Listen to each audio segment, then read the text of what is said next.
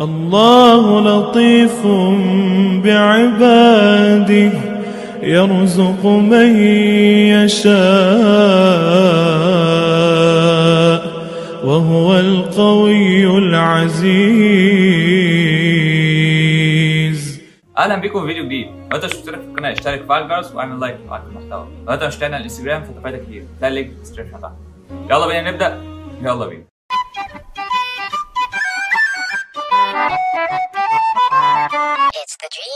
لما بروح في بيت جدي الله يرحمه، جدتي دايما بلاقيها بتقول امثله، الامثله دي بتكون جميله جدا. ولما سالت جدتي عرفت انها الامثال الشعبيه، واللي هي عباره عن تعبير عفوي، كلمات بنقولها كلنا وبنرددها في حياتنا وفي مناسباتنا الاجتماعيه، لكن في كتير مننا بيغفل ايه هو المعنى اصلا وراء المثل الشعبي. ممكن في ناس كتير تفسرها تفسير خاطئ اصلا، والامثال ما هي الا موروث حضاري واجتماعي وخلاصه تجارب اجدادنا في الماضي، مش مجرد كلمات بنرددها وخلاص، لكنها بتروي وتتحدث عما حدث من قبل. تحوي العديد من القيم والعادات والتقاليد البسيطة سريعة الوصول للعقل وللفهم. فتعالوا بقى ناخد بقى ايه كم مثل شعبي ونقول لكم ايه هي قصته وليه اصلا المثل ده اتقال. هنبدأ مع قصة المثل دخول الحمام مش زي خروج. كان في شخص افتتح حمام عام واعلن ان دخول الحمام بالمجان، لكن لما الزبائن كانت بتيجي تخرج من الحمام كان صاحب الحمام بيحجز ملابسهم وكان بيرفض تسليمها ليهم الا لما يدوه فلوس. الزبائن قالوا له انت مش قلت ان دخول الحمام مجاني؟ فراح رد عليهم بكل سرعه قال لهم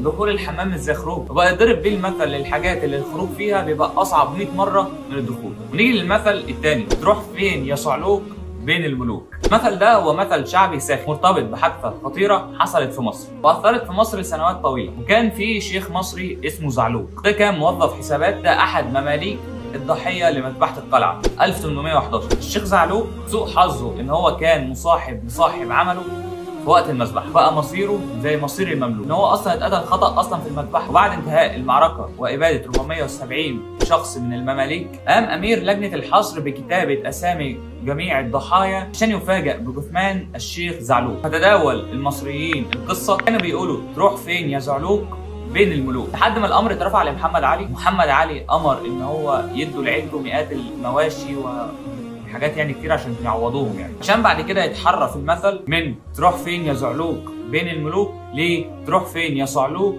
بين الملوك. نيجي بقى لقصه المثل اللي اختشوا ماتوا، وكتير قوي بنسمع المثل ده. زمان كان في مصر والشام كان في حمامات عامه الناس كانت بتروح فيها عشان تغتسل. في مره من المرات حصل حريقه في قلب الحمامات دي، كانت لا تدخل الا بمبلغ مالي، ليها اللي بيشرف عليها وليها اللي بيحفظ ملابس الناس. وفي يوم من الايام حصل حريق كبير وكانت مليانه بالناس، فبعض من كانوا في قلب الحمامات دي خرجوا هالعين من غير هدومهم، لان هدومهم كده كده محجوزه. اما الناس اللي هم بيستحوا ان هم يخرجوا من غير هدوم ففضلوا في قلب الحمام، فضلوا الموت على ان هم يخرجوا بره بالمنظر ده. وده اللي قاله صاحب الحمام لما اتسال هل في حد مات في الحمامات، رد عليهم وقال لهم اللي اختشوا مات. صارت مثل لحد النهارده. ومعانا قصه مثل تاني وهي رجعت ريما لعادتها القديمه. المثل ده بيتضرب بيه على شخص اتعود على شيء واقلع عنه وبعد كده يقوم راجع للحاجه اللي هو عملها تاني.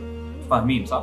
يقال ان ريما دي هي زوجة حاتم الطائي اللي اشتهر بالكرم، لكن ريما دي كانت مشهوره بالبخل. حنما موفق وجمع كانت لما تكون عايزه تحط سمن في قلب الطبق كانت بتاخد معلقه، بص يعني ايديها كده بتترعش شويه بتاخدها احسن تاخد حته زياده. فكان حاتم عايز يعلمها الكرم، فقال لها ان الناس القدامى كانوا بيقولوا ان المراه كلما وضعت العقه من السمن في الاناء زاد الله بعمرها يوما. فبقت ريما تحط، بقول لك ايه دي بتحط بزياده، حط عشان ايه ربنا يكرمنا كده. لكن شاء ربنا ان ابنها يتوفى وهي كانت بتحبه جدا جدا جدا، فزعلت عليه يعني زعل كبير قوي وكانت بتتمنى انها تروح، وبقت تقلل من السمن عشان ينقص من عمرها. فلما جوزها عرف قال لها رجعت ريما لعادتها القديمه. انا اخر مثل واللي هو ما تاخدنيش في دوكا، واعتقد ان ده مشهور جدا جدا جدا. يعني لما تلاقي حد ابتدى بقى ايه هيخرج عن النص ولا هيروح يا عم انت عايز تعرف حاجه معينه، هتلاقيه بيقول لك كاني وماني ما تاخدنيش في دوكا، واحده واحده بس كده ايه وقول لي ايه الدنيا. اصل المثل ده بيرجع لفتره